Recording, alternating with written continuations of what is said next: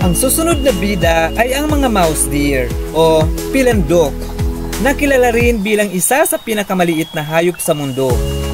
Sa kabila ng kanilang laki, sila ay mahalaga sa pagpapanatili ng balanseng populasyon ng halaman sa kagubatan.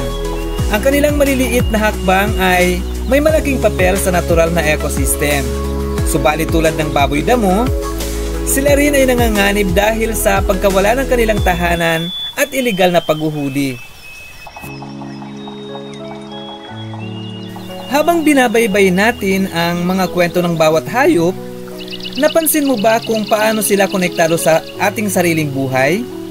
Ang pangangalaga sa kanila ay hindi lamang tungkol sa pagtatanggol sa isang uri, kundi pati na rin sa proteksyon ng ating mga kagubatan. Sa bawat hakbang na ginagawa nila upang matulungan ang ating kalikasan ay isang paalala sa ating tungkulin bilang mga tagapangalaga ng kanilang tirahan.